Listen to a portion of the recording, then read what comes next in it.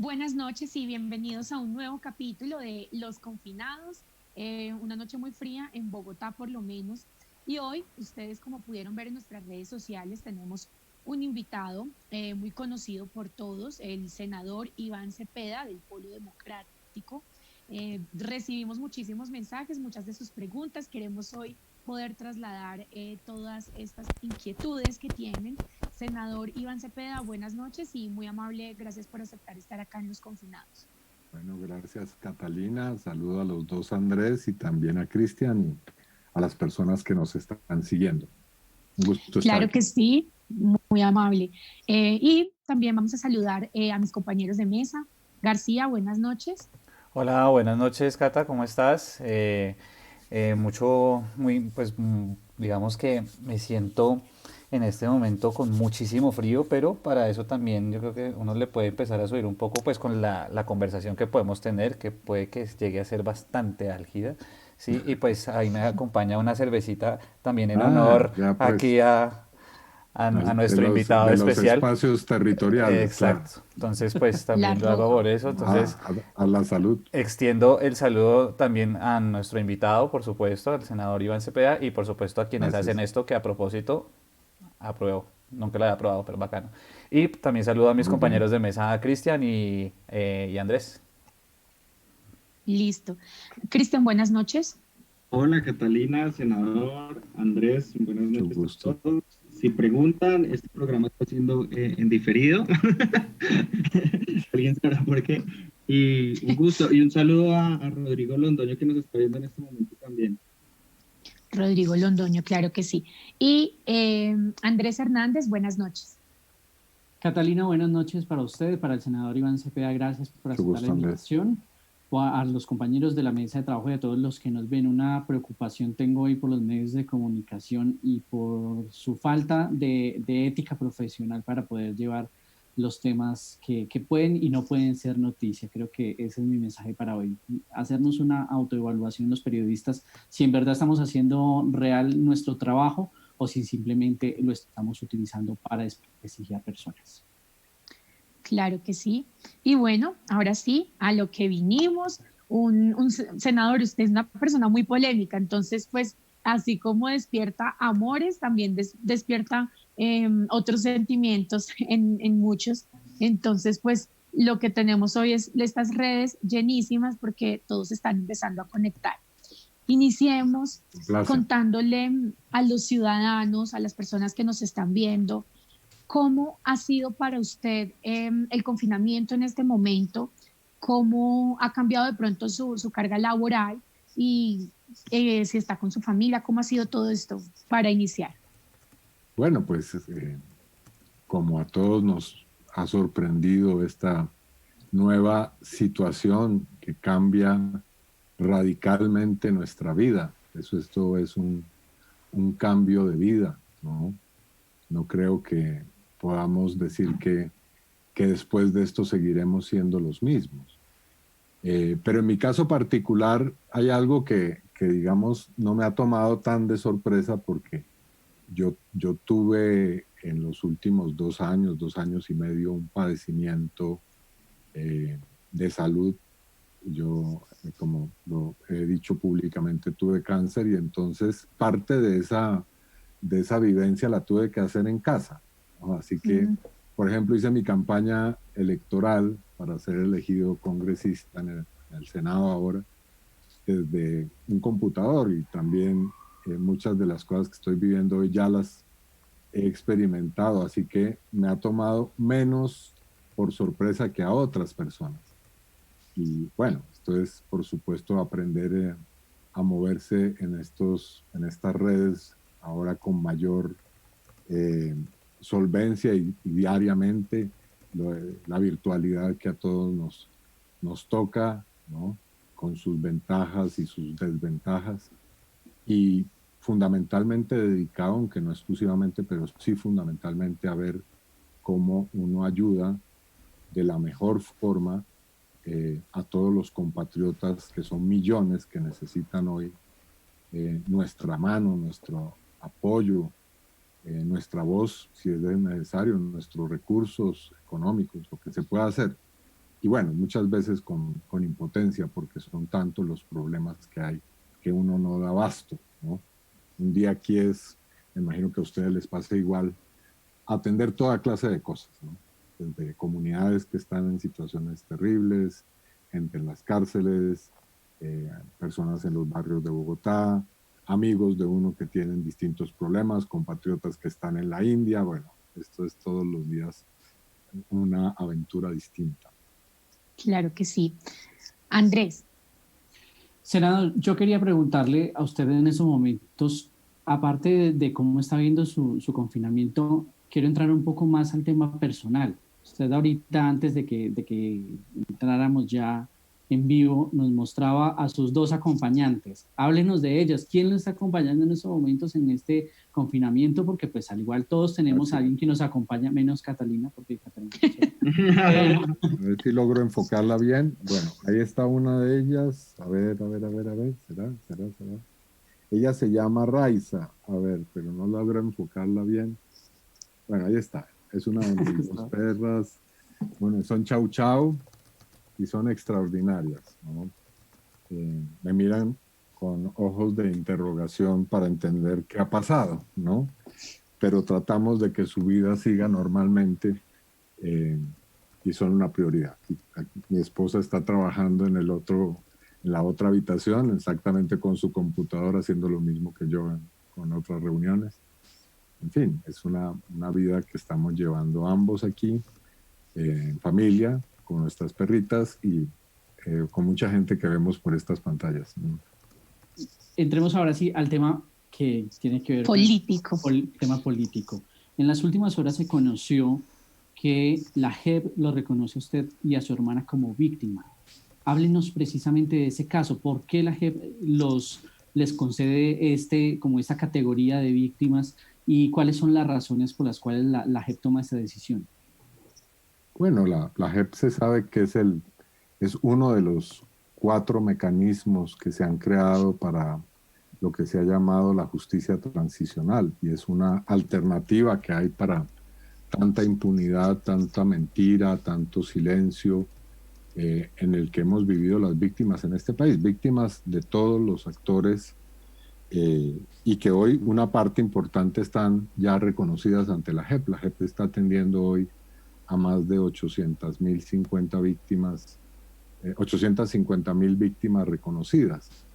Y bueno, en mi caso y en el caso de mi hermana, somos víctimas del asesinato de mi padre, entre otros hechos, que ocurrió ya hace más de 25 años, una mañana del 9 de agosto de 1994, cuando mi padre, que era senador de la República, fue asesinado por un grupo mixto compuesto por militares y paramilitares, y en estos 25 años no hemos podido todavía saber quiénes dieron esa orden.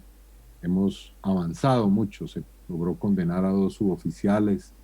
El señor Carlos Castaño reconoció que era autor intelectual también y que estuvo esa mañana en la avenida en donde asesinaron a mi padre presencialmente, pero todavía falta por desentrañar quiénes son los que dieron la orden, y ese es el motivo que nos llevó a pedir ser reconocidos ante la jurisdicción, y esperamos que eso se pueda lograr, como también se pueda saber cómo está relacionado este caso con el de otras 6.000, al menos 6.000 víctimas directas de este genocidio contra la UP. Claro que sí. Y, senador, ya que estamos hablando de la JEP, a mí me gustaría preguntarle si usted considera que los colombianos al día de hoy nos sentimos satisfechos con el papel que ha jugado la JEP y si cree que ha mostrado los resultados que se esperaban en estos, pues desde que se creó, ya lleva como 4 años. Bueno, las encuestas que se hicieron no se han hecho ahora en esta época de pandemia, pero varias encuestas que se hicieron indican que la JEP es entre los tribunales que existen en Colombia el que tiene un mayor índice de popularidad o de aceptación entre los colombianos. Cerca del 40% de los encuestados tenían una opinión favorable de la JEP en encuestas, por ejemplo, del Centro Nacional de Consultoría, y de otras de estas empresas que miden la opinión.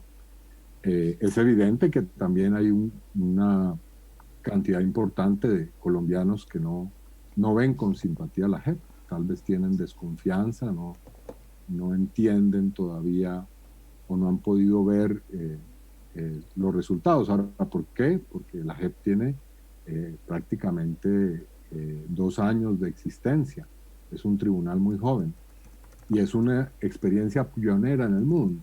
En ninguna parte del planeta existe algo similar a la JEP.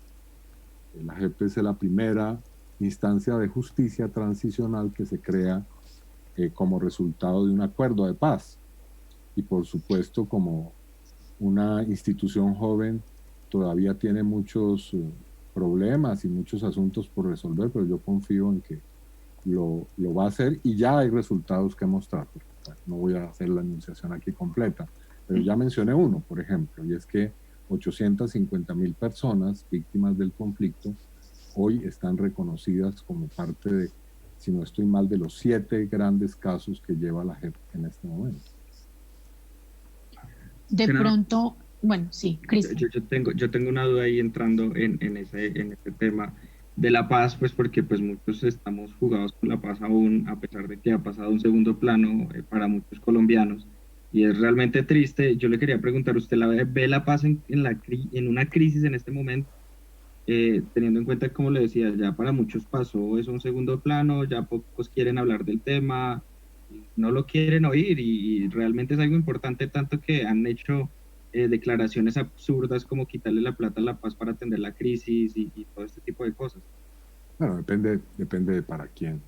No sé, no he visto mediciones recientes de opinión sobre el tema, pero para quienes viven en el Cauca, en las veredas del Cauca, o en el Chocó, o en la zona del Catatumbo, o en Arauca, o quienes están en las periferias de las grandes ciudades, de ninguna manera la paz o la guerra, la violencia o la seguridad y la tranquilidad son asuntos que hayan pasado a un segundo plano con esta pandemia, sino que están viviendo. Ayer mataron a 3 líderes sociales, para no ir muy lejos. Así que la paz y la guerra sigue siendo la cotidianidad, lamentablemente, de millones de colombianos. Ahora, ¿hemos visto asuntos que tengan que ver con la paz en esta pandemia? Yo creo que sí. Por ejemplo, el ELN anunció un cese unilateral del fuego, que según CERAC, que es el centro que mide este tipo de asuntos, de cómo funcionan esos altos al fuego, dice que ha sido cumplido de una manera absolutamente ejemplar. El ELN no ha hecho una sola acción desde que declaró ese alto al fuego, y lo propio, el ejército tampoco ha desarrollado acciones ofensivas. Hay que recordar que el Papa Francisco y el secretario general de la ONU llamaron a un alto al fuego mundial, y eso creo que es un hecho importante en medio de esta pandemia. Como también el hecho de que hace unos días ocurrió una situación que es inédita. Por lo menos yo llevo ya prácticamente 14 años en el Congreso, y es la primera vez que nos ponemos de acuerdo, perdón, llevo 10 años en el Congreso, es la primera vez que nos ponemos de acuerdo con un ministro de Defensa en que una parte pequeña, debo decirlo, pero una parte de los recursos del Ministerio de Defensa vayan al propósito de comprar e invertir en elementos y en toda una serie de acciones con relación a la pandemia y a la salud. Creo que esos son gestos importantes. Pero bueno, también hay, como todo en este país, hechos desconcertantes, tristes, muy lamentable, a mi modo de ver, que un representante a la Cámara del Centro Democrático haya propuesto quitarle los pocos dineros que se le destinan a la paz e invertirlo en este momento en otros asuntos y otras cosas. Pero bueno, hay que, en este momento en que estamos todos viviendo cosas difíciles, también fijarnos en lo que está bien, en lo que es positivo, ¿no? Claro que sí. ¿Cómo ha visto la gestión del presidente Iván Duque? Y digamos que ya que el Papa pues también pidió este alto de tantas cosas, ¿qué cosas también rescata? Y si cree que es un momento de pronto para que la polarización baje un poco en el país? Bueno, de hecho nosotros también hemos declarado nuestro alto al fuego, ¿no? Hemos decidido en este tiempo no ser tan, ¿cómo decirlo?, drásticos como regularmente somos. Y hemos efectivamente dicho que lo que esté bien hecho lo vamos a apoyar. Lo que creamos que no está bien lo vamos a criticar de la manera más constructiva posible. Y frente a cosas como la corrupción, como poner en peligro la vida de los colombianos, vamos a ser implacables. Y hemos intentado atenernos a eso. Es decir, la decisión de confinar al país fue una decisión correcta. Lo que no ha sido correcto, pensamos, es que este tiempo que ha pasado no ha sido lo suficientemente bien aprovechado. Y tenemos un temor muy grande de que el próximo lunes salgan a la calle 7 millones de personas, según los cálculos que hemos hecho, sin saber todavía ciencia cierta qué tan grande es la pandemia.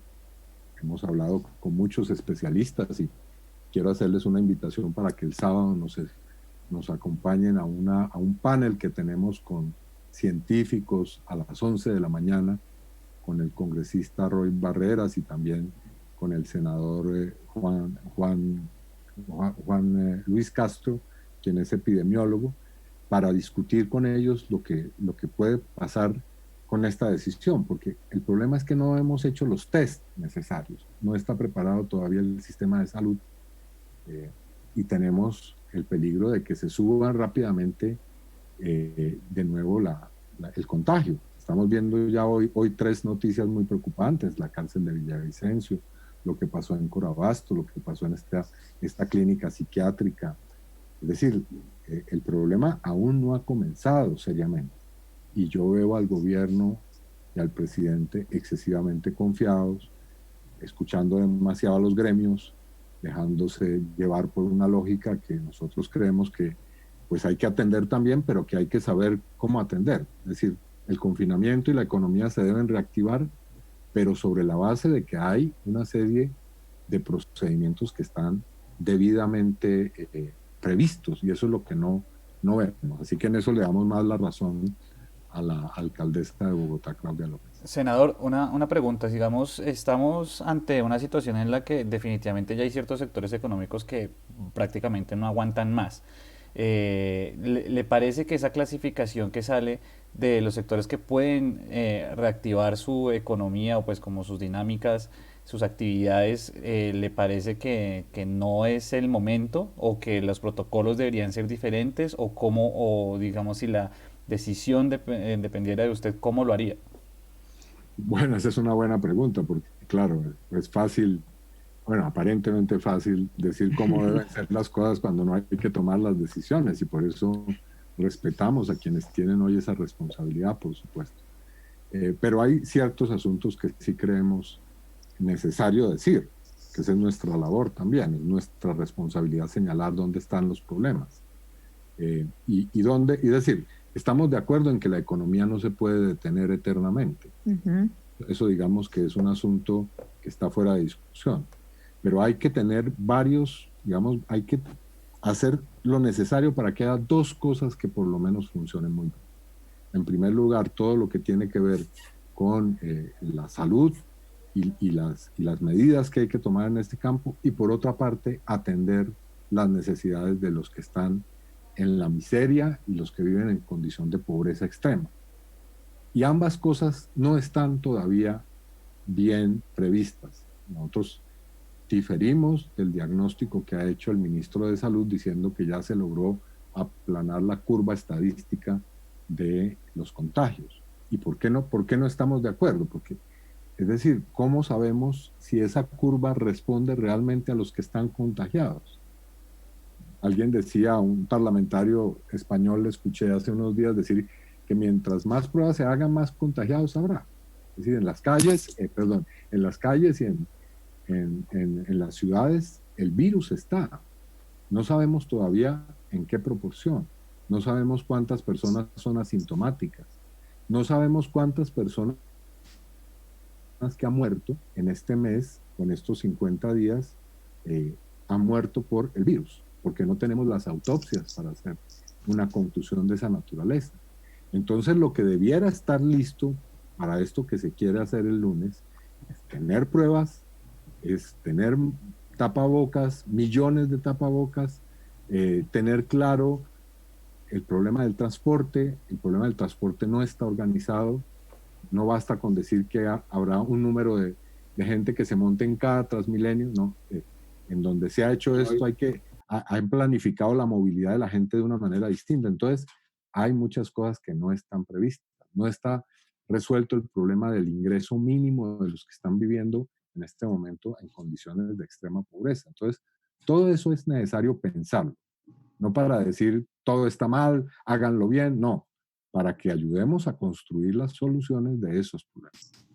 Senador, yo sí quiero que rompamos un poco el hielo. Ok, no, yo... ya hemos... Señor. Sí, estoy listo. Bueno, ¿qué se le pasa en la mente a Iván Cepeda cuando ve a Uribe en el Congreso o en una de las sesiones? ¿Qué se le pasa por la cabeza al senador Iván Cepeda? Bueno, yo como ya son años de estar en estas, ¿no? He intentado, y creo que lo logro hacer, desarrollar una actitud muy, digamos, tranquila y tolerante en el plano que hay que tenerlo, que es en el de la vida del Congreso. Ahora, tenemos otros escenarios. Con senador Uribe tenemos también escenarios judiciales, y ahí las cosas funcionan de otra manera, pero yo trato de que esa sea una relación allá sí se miran así en el no nos hemos encontrado. Ya iba a decir, se miran así como cual novela mexicana del caso de La Maldita Lisiada. Yo además, mire, yo tengo una gran desventaja como adversario, y es que yo no me tomo muy en serio el asunto. Es decir, tal vez mi imagen pública es que yo soy un hombre demasiado serio, pero en el fondo no lo soy. Y yo ironizo demasiado. Entonces, eso a veces saca de casillas a la gente. Mucho. Yo sé que eso es a mí me saca de casillas en Twitter mucho, senador. Por favor. Trato de ser lo más tranquilo posible. Pero bueno, yo creo que hay que aprender a ser lo más civilizado, y lo cortés no quita lo valiente. Eso es lo bueno de los confinados, senador Cepeda. Aquí hay distintas corrientes políticas. En el caso de Catalina, ella hace parte del Centro Democrático, o bueno, afinidad al Centro Democrático. Tenemos aquí a Cristian, que hace parte del Partido Liberal, que dice que es la mano derecha o la izquierda, no sé, de Gaviria. Pero parece que tus compañeros no están muy de acuerdo con las caracterizaciones que estás haciendo. Y aquí abajo tenemos... Sí, y aquí abajo tenemos a Andrés García, que él vive y sueña con Claudia. Entonces, puro talento y no palanca. Sí, puro talento y no palanca. Así que ahí los tenemos, y es una clara muestra, y nos han resaltado distintos medios de comunicación, nos han resaltado distintos directores de medios de comunicación que han dicho que es un proyecto que ha logrado unir estas fuerzas, estas distintas alternativas en materia política, las diferencias políticas, pero con un solo mensaje, y es acompañar a las personas en esto que nos toca a todos, porque la pandemia no toca a ricos y no toca a pobres, nos toca a todos. Y en especial, la pandemia no distingue si es de izquierda o es de derecha.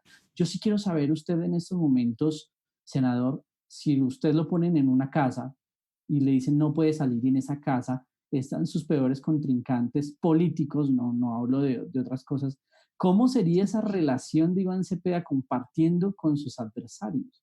Bueno, yo creo que esa es la metáfora en la que estamos todos hoy. Estamos confinados todos, cada uno en su propio apartamento, pero estamos en la misma situación, y creo que es el momento de intentar al máximo cuestionar qué hemos hecho mal, cuestionar cómo podemos hacerlo mejor.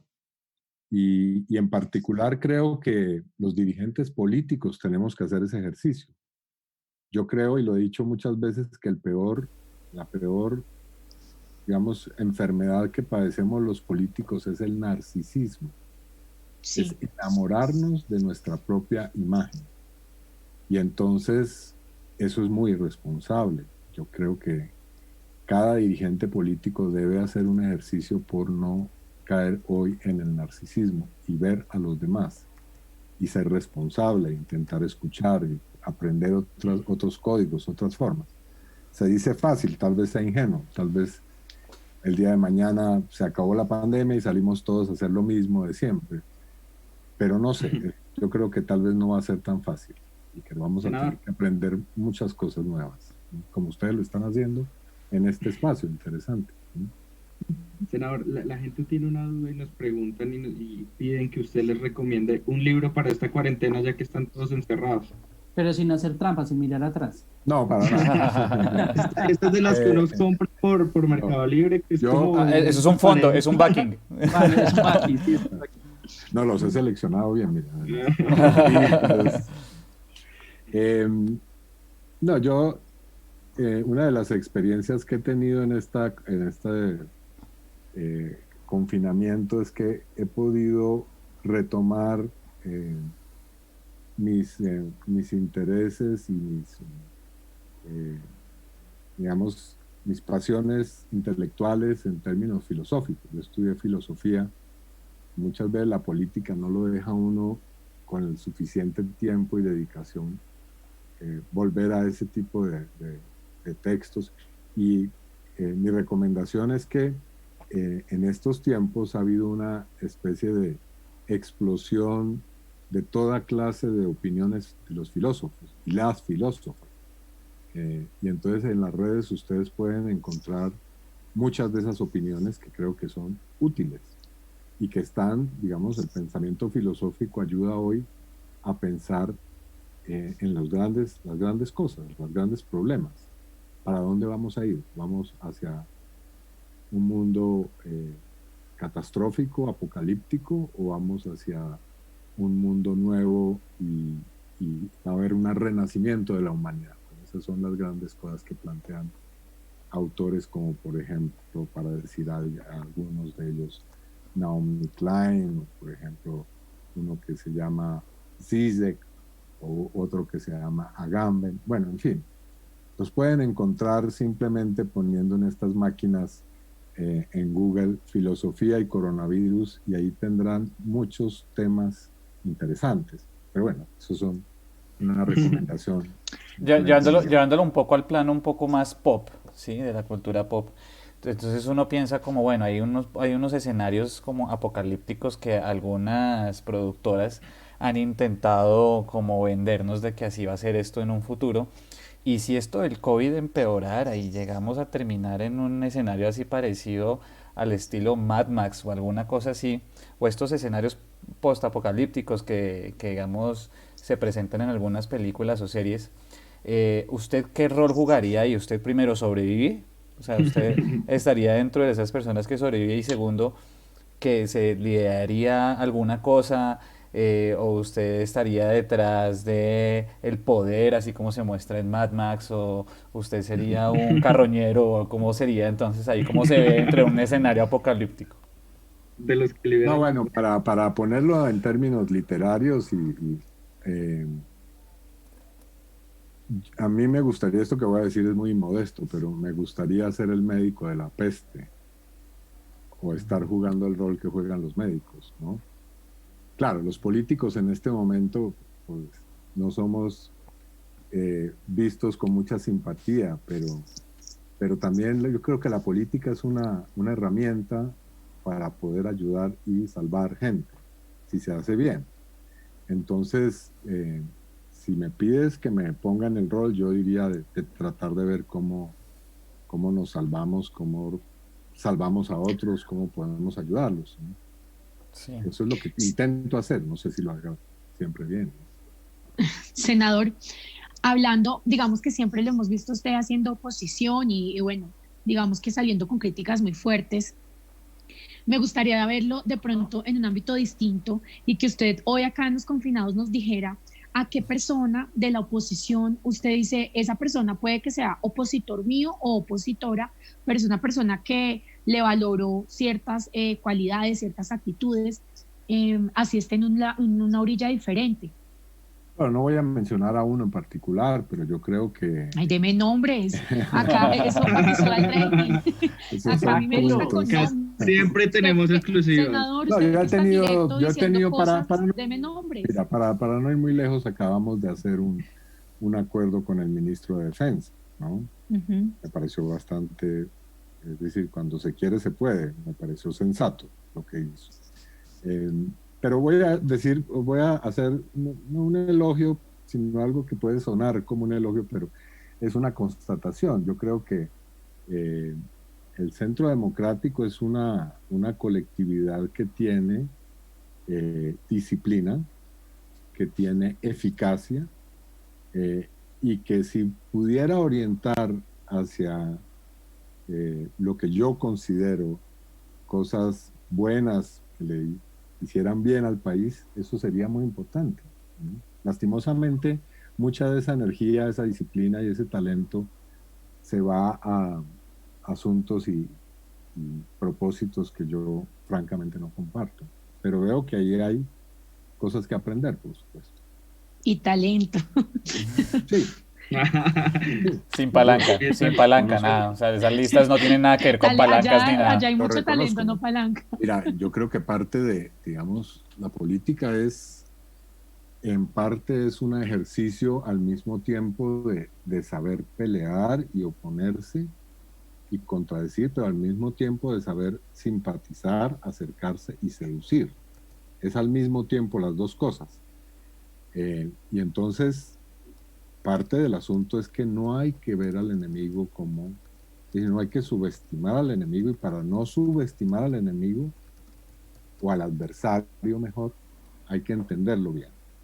Y por eso yo observo muy detenida y analíticamente a mis adversarios y los respeto en lo que debo respetarlos, ¿no? Bueno, Senador, una pregunta, senador. Si usted ve que hay como, en este programa hemos hablado mucho de talento no palanca.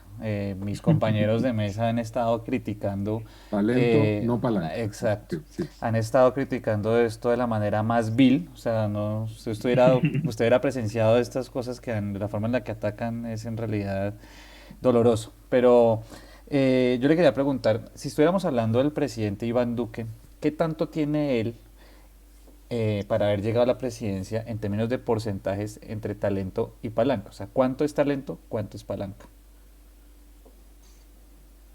No, yo creo que A ver, vamos a ver, eso es con porcentajes. yo lo conocía, es porcentaje. Sí, Yo lo conocía a él en el Senado. Me parece que es un hombre que tiene virtudes, ¿no? musicales, artísticas. Pues, no, y también como político. Sí. Yo le escuché a él debates interesantes. Lastimosamente, y esto voy a decirlo duro, lo menos democrático que hay es el centro democrático, porque gira en torno a una gran figura. Y yo digo que ese no es un problema solo del centro democrático. En la izquierda también tenemos problemas de esa naturaleza, ¿no? Yo creo que en general la política hoy debemos descentrarla de los líderes políticos. Entonces esa es una sombra gigantesca y por supuesto le pesa y le cuesta mucho al presidente Duque, ¿no? Es muy difícil. Alguien decía, columnista decía que si hay algo peor que tener de enemigo a Álvaro Uribe es tenerlo de amigo. Entonces yo creo que ese es un peso muy grande. Yo creo que los líderes políticos deben aprender a retirarse, deben aprender a cumplir un ciclo y a jugar distintos roles, ¿no? Creo que eso es importante en Colombia y en el mundo. senador, yo sí le quiero preguntar a usted, ahora que hablábamos del tema de su padre, el reconocimiento ante la JEP, ¿todavía lo piensa usted? Siempre, todos los días, ¿no? Yo creo que esa es una presencia eh, fundamental. Cuando a mí me preguntan digamos, por qué es tan importante la memoria como una lucha de las víctimas, porque realmente las personas mueren físicamente, pero siguen ahí, ¿no? Yo, por ejemplo, parte de mis ejercicios diarios es asumir muchos ataques contra mi padre. Entonces yo me pregunto, ¿pero por qué lo siguen atacando si fue asesinado hace tantos años? Bueno, porque la gente sigue viviendo. La gente nos sigue acompañando. Es una presencia permanente, ¿no? Todos estamos al lado, siempre rodeados de nuestros ancestros, de nuestros amigos que no están ya físicamente, ¿no? Senador, ¿y cuál es ese recuerdo que usted todavía guarda como el más preciado de su padre?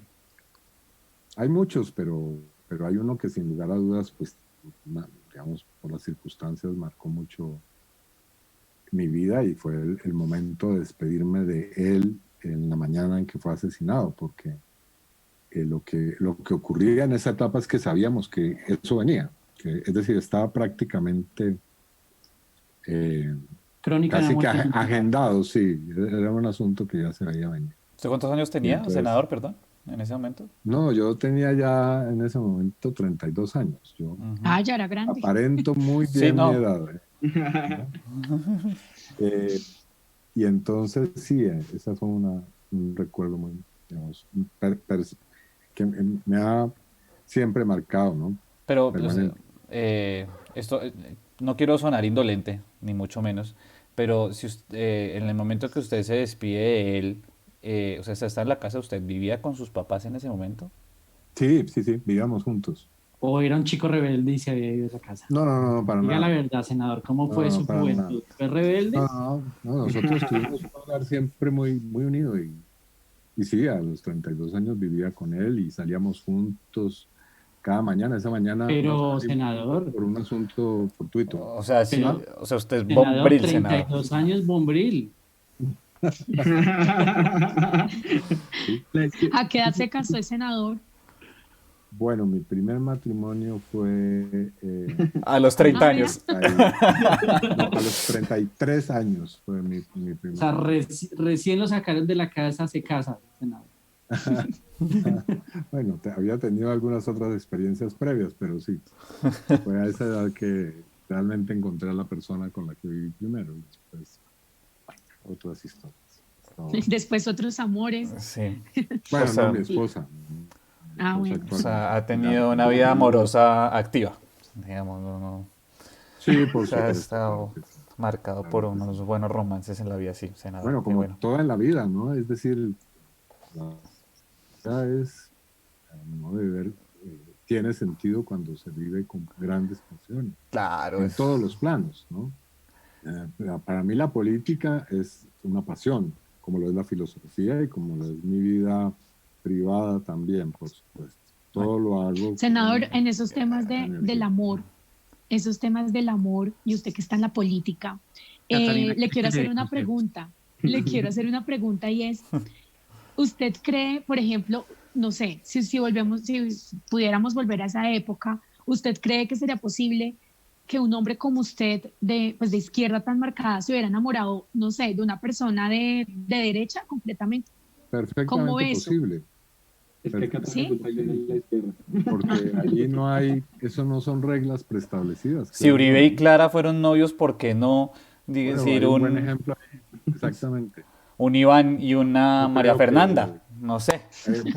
digamos, yo estoy casado con una persona que tiene con la que tengo una gran afinidad política y de visión del mundo, etcétera, pero yo creo perfectamente que es posible que haya toda clase de historias de amor y de cercanía y de amistad también, por supuesto.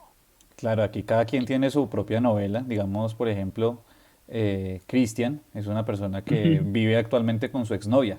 Pues, No, imagínese eso. Eso es falso. Eso es García vive con su exnovia, dice supuestamente que se que respeten la cuarentena y el voto de castidad, pero pues eso queda un poco en duda. Senador, actualmente, ¿cómo es la relación con su esposa? O sea, en su casa, ¿quién cocina en este tiempo de cuarentena? Bueno, tenemos una persona que nos ayuda en esa materia, pero ella hace muy buena cocina y yo de vez en cuando algunas cosas también. No soy totalmente ignorante en esas materias. ¿No? No se le quema el agua, digo. No, yo fui estudiante universitario y tuve que hacer mi propia vida muchos años y bueno, sé Pero hacer no, las cosas básicas. tuvo que aprender con todos esos años en la casa. Pues también, sí, claro, por supuesto, por supuesto. Bueno, senador, en tema, yo creo que esto es muy importante. No solamente el estado físico, sino cómo está usted mentalmente con el encierro, con este confinamiento. No Sí, tengo tiempo para, como decía, para aburrirme, ¿no? No tengo tiempo para la claustrofobia ni nada de eso, no, lo contrario, es una vida muy intensa. Bueno, como todo, hay días malos, hay días regulares y hay muy buenos días, pero en general tengo digamos, una actitud, yo diría, optimista en términos de ponerle la voluntad a todo. Y obviamente tengo muchas preocupaciones, pero en general la paso bien. Quisiera poder salir un poquito, pero no, para serles franco, esto no me choca. ¿No? senador, ¿cuál es su canción favorita? A todas estas. Hay tantas, bueno, no sé, ¿de qué género? No sé, ¿cuál es Del su que le favorita? guste. Bueno, ahí les voy a decir Favorito. A las barricadas, no. No, pero va por ahí en términos de una canción de esperanza, por ejemplo, de Ana Belén, España, camisa blanca. Esa me gusta. Mm, Pero bueno, podemos hablar de salsa. interesante. ¿Le Pero, gusta la salsa? Sí, por supuesto, claro que y sí. ¿usted ¿Y el dónde, vallenato? pero usted dónde es, senador, para que ilustre a las personas que no? Soy una mezcla entre la costa atlántica y el Cauca. Ah, de Ok. razón. Nací en Bogotá, sí. Ah, pero nació en Bogotá, pero ok. O Sí. sea, y cuando hablamos de salsa, sí, pues hay muchos melómanos que les encanta la salsa. A mí personalmente, pues no soy melómano, no me considero de esa forma, pero me gusta mucho la salsa. Pero la sigo bailando como rolo, ¿sí? ¿Ese es su escenario también? Yo bailo como me siento, ¿no? Como trato, es que eso es importante, que Sí, uno no, se conecte. la intención siempre será lo más importante y lo más No, valioso. eso a mí me trae sin cuidado, realmente. Mire, esta es la Tiene canción que, de... tiene que prescindir del que dirán, ¿no? Intentarlo, por lo menos. Mire, esta es la canción de España, camisa blanca de Ana Belén. Vean. A ver, Sí, póngala a sonar. esa es chévere.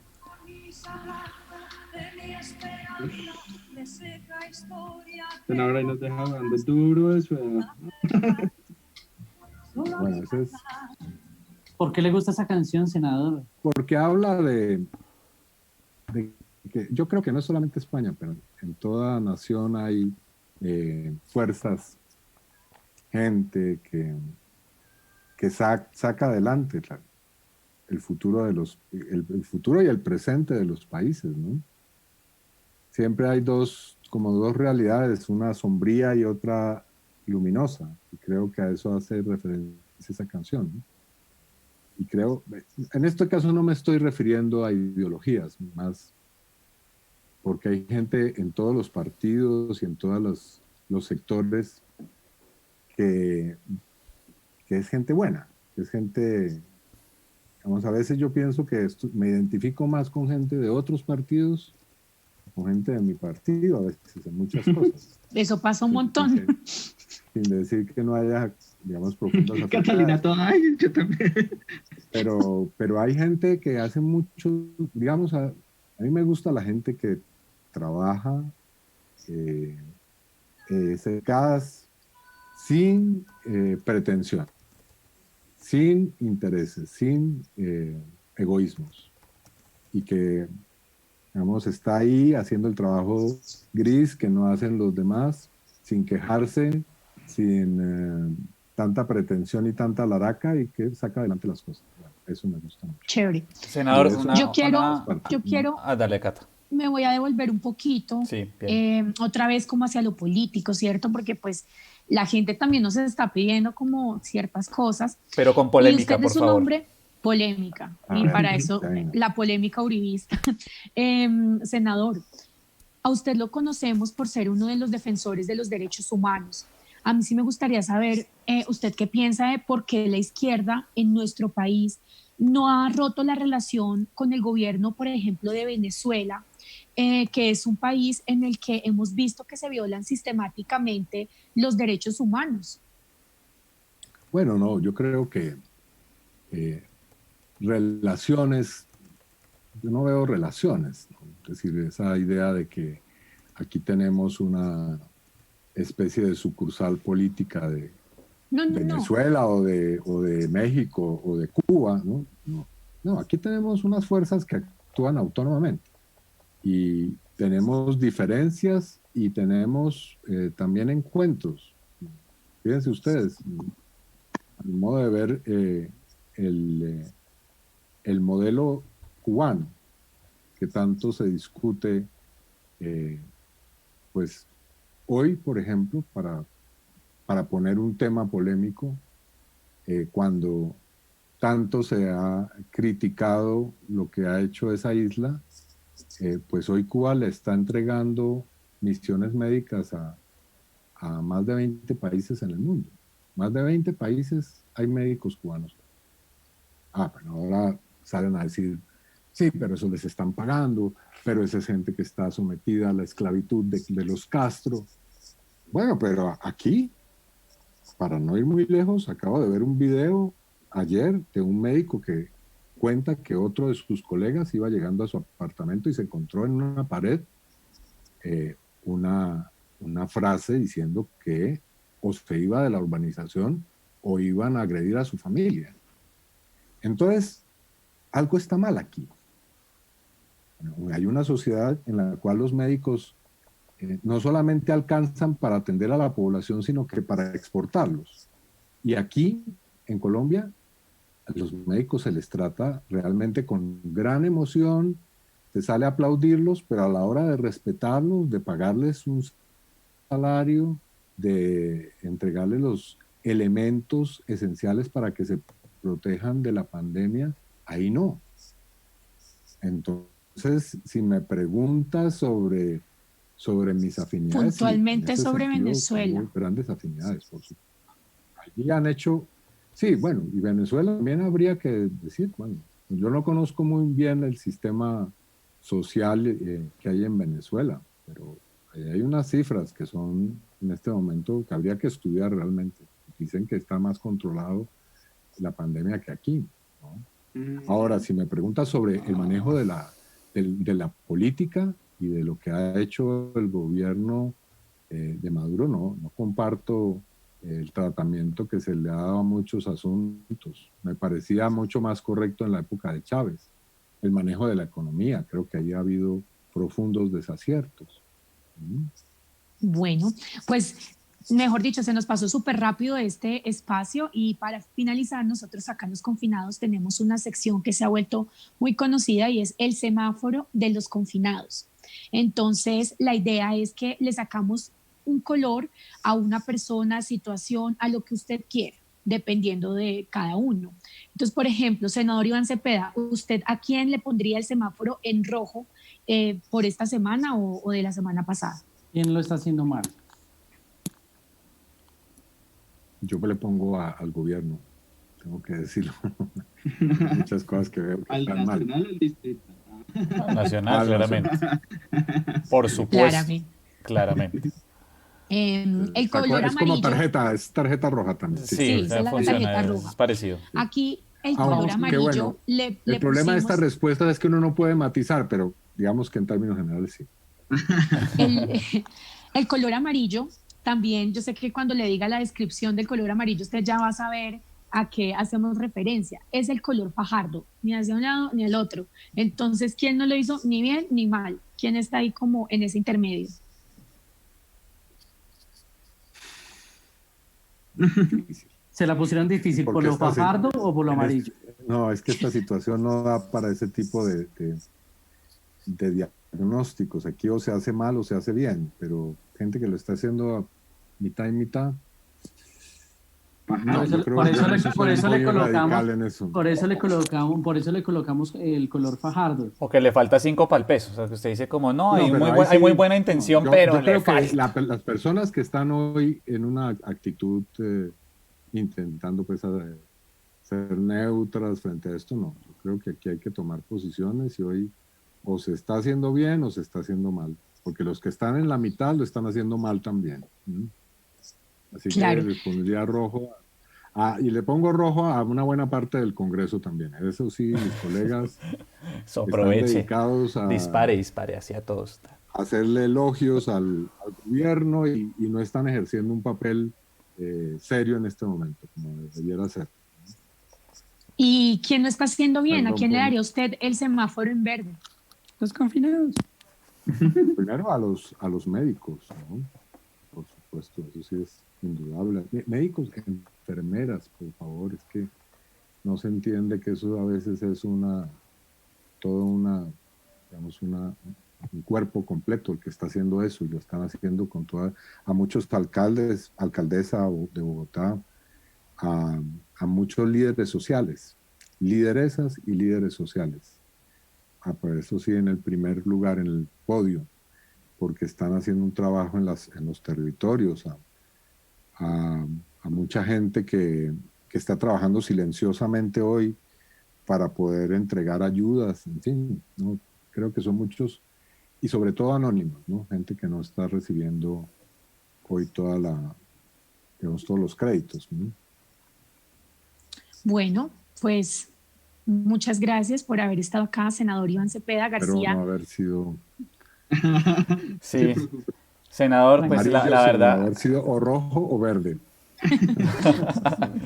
Oiga, sí, me no, gustó el ahora, color que pues, usted le colocaría a esa si parte. era bueno haber identificado primero, así como dijo Cata, pues el rojo, porque pues cuando uno le dice, senador, ¿a quién le da usted el rojo? Sin haber descrito que esto es un semáforo y todo eso, usted probablemente le dé el rojo como calificativo positivo a alguien, ¿cierto? Como por ejemplo, Pues ¿sí? yo pertenezco al partido amarillo. Sí. Pero bueno, senador, en verdad ha sido un placer tenerlo con nosotros. No, muchas gracias Qué a bueno ustedes, de poder verdad. contar con una visión como la suya, sobre todo una persona que ha tenido como tanta cercanía con los temas de paz, y pues que además su condición como político que ejerce en oposición al gobierno, pero quien además tiene unas condiciones diferentes a muchos otros políticos que sin duda además comparte con otros, como por ejemplo con María José Pizarro, y es haber sido parte o haber sido víctima también de, digamos, de la violencia de este país, o sea que hay una cercanía muy grande y un compromiso que es, digamos que creo que eso sí, de ninguna manera se le puede quitar eso por más que la gente se encuentre en una orilla distinta, y es que se nota un esfuerzo. Otra cosa es que uno puede decir, bueno, ese esfuerzo está mal encaminado, eso ya lo puede pensar otras personas, pero eso es otra cosa. Pero sí, digamos que como hablamos Gracias, cuando, con el hombre. tema de la salsa, lo importante es la intención. Entonces, Sí, venga, antes de irnos, no me puedo